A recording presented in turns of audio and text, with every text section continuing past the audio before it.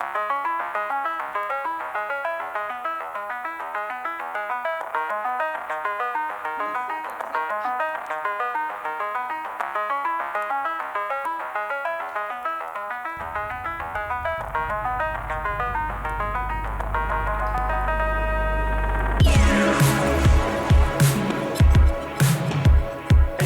want to see this. A pro triathlete eating a croissant before a race is definitely what I want to see.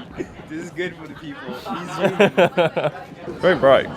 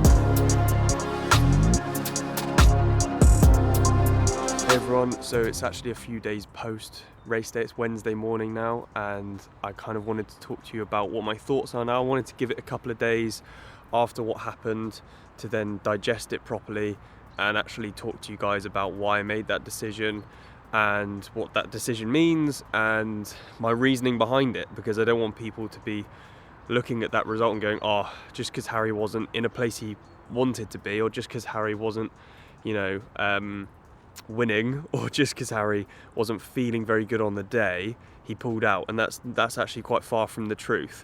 So I want to go through why that is now.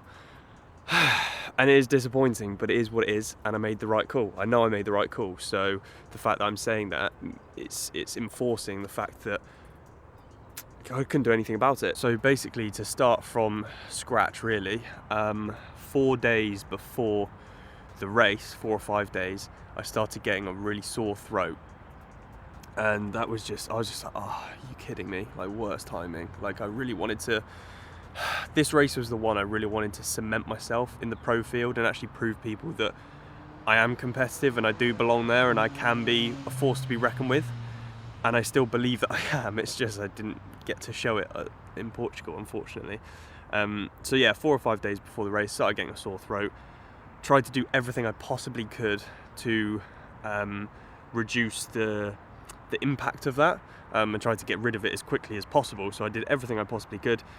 Unfortunately, didn't work, and it kept progressing. And the day before the race, my throat was on fire. You can probably still hear it a little bit. I'm a bit groggy. To be honest, race morning, it was exactly the same. And I didn't think I was going to start the race. I was honestly, if the race was in the UK and we hadn't travelled, put loads of money into it, and put loads of effort into it, then I would have called it. I wouldn't have even started the race. But the fact that, you know, it's not just only me, it's Lydia as well. She's come out here, she's put money into this, and I just felt like I had to give it a go, even though I felt rough, I felt horrible.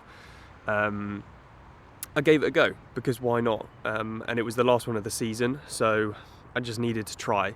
It was horrible, I'm not gonna lie. The swim was on from the start. Like, it was one of these races where if you weren't feeling 100%, you just got spat out, and managed to stick with it somewhat in the swim and got like a relatively okay time, really, like 22 something. I don't know how legit the distance was, it's probably a little bit short, but the ITU boys definitely sped that up a little bit. And my breathing was just all over the place, and then I was hyperventilating coming out of the swim. That's quite a normal thing, but I was hyperventilating a lot more than normal. And then onto the bike, still my breathing was totally out of control. Power was nowhere. 200 watts felt like 500 watts, and just climbing and had nothing. Honestly, about half an hour into the bike, I made that call. I was like, I'm gonna have to pull out. Like, I've got nothing. And it was only when I saw Lydia and Sam 36 miles into the bike, and then there was an out and back section, 20 miles to make up to the 56 miles. I was like, I'm calling it here. So 36 miles in, no part of me wanted to do that extra 20 miles. No, not even a single cell in my body wanted to do that, because everything knew how bad I was feeling. And it was it was the right decision. And even when I was walking back to transition to tell an Ironman official that I'd pulled out, when the guys, the leaders were coming past and going into transition, normally, maybe, I don't know, I probably would have felt, like I'd made a bad decision. I was like, oh man, what if? No part of me felt like that. I saw them and I was like, cool. Like, there was no way I could have done anything. I don't even think I would have, I would not have finished. Like, and if I did finish, it would have been stupid. Actually, after a few days of thinking about it and talking to someone else about it, being a professional isn't always about the things you do. It's also about the things you don't do. And what I mean by that is, okay, well, being a professional, yeah, sometimes you do have to grit your teeth and get through it, but actually also you do have to make educated decisions on things you don't do, which are going to affect you further. And that's actually the reason why I stopped. If I kept going, I would have just put myself in a massive hole. I was already in a hole. My body was fighting this virus or whatever I've got. It's not corona, don't worry, it's just a cold. But it was just fighting this cold, and I was trying to go full gas for 4 hours. Like, I was already putting it in a hole. If I kept on going, I would have put it in more of a hole. And honestly, that could have screwed me for months. That could have absolutely screwed me for months, because the body will be just working overtime there. You'll ruin the chemical balance of the body, and you can end up just in an absolute hole. And there are stories of people that have, overtrained or raced when they shouldn't have, and they've had to have months or even years out of the sport. I'm not willing to take months or years out of this sport for the sake of getting an okay result, or for the sake of just finishing. Like, I've got to make that decision, and as a professional, you have to make those professional decisions. And unfortunately, it was a hard decision to make. Actually, no, it was a relatively easy decision to make, to be honest, because I knew that was the only decision I could make at the time. It felt horrible.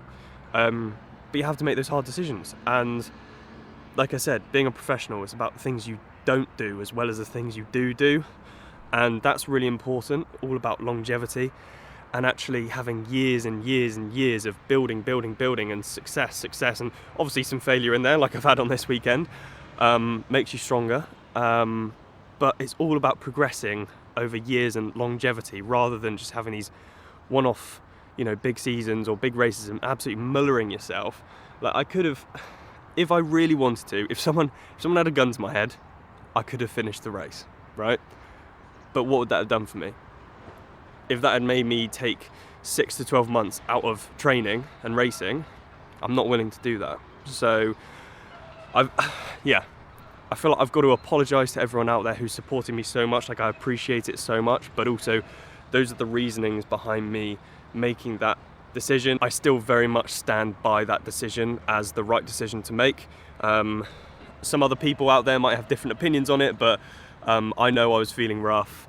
I know it was the right decision, and it is what it is. It's unfortunate that it was the last one of the season. It's unfortunate that I really wanted to cement myself against those pro athletes, but we got time. I'm only 24, we got time. Next season is another season. I've got the whole winter ahead of me, and the fact that I did pull out means that I can get back to training after my off season. I've got 2 weeks now of just kind of chilling out, recovering from this cold, enjoying a little bit of stuff that I don't normally get to do, and then getting back into training. If I'd absolutely mullered myself, I wouldn't be able to do that. I might even be in hospital for months. It would be horrible. So wasn't willing to do that. In 2 weeks, I'm getting back in. Oh well, in a week and a half, getting back into some training, and I'm already excited about the winter grind. I'm already excited about making progressions towards next year, because there's so much that I'm going to focus on. There's so many new things that I can focus on. I don't want people to be watching this and going, oh, well, Harry's given everything he could in training and racing and it still didn't go well for him. Like, there's no way he's going to get there. Like, that's so far from the truth. I am literally just scratching the surface. So believe in the process, believe in me, I will get there, I promise you that. This winter is going to be a big one. I'm going to be sharing with you everything that I'm going to be doing. I'm going to be sharing with you all the tips and tricks that I'm going to be going through to get me into the best shape possible. Next year is my year, all right? 2022 is my year. I'm going to own it, all right? And it's going to be solid. So I hope you guys enjoyed that video and it somewhat explained what I was going through and why I made that decision. And hopefully you will sort of agree that that was the right decision to make. Like I said, I'm super excited for next year already. I'm super excited to work my absolute arse off this winter, and we will get there. And I'll prove you guys that I deserve to be in this pro field. I deserve to be here fighting with these guys. I've got a lot to give, and I'm only just getting started. So yeah, I'm really excited for that. Thanks so much again for watching this video. Thanks so much for the continued support. I appreciate it so much. I honestly can't explain how much I appreciate it. It means the world to me. And keep your eyes peeled for the next video. And yeah, I'll see you then. Hope you're all enjoying your Wednesday. I'm gonna go for a surf now, so sorry to rub it in. Yeah, I'll see you guys in the next video. Cheers for watching.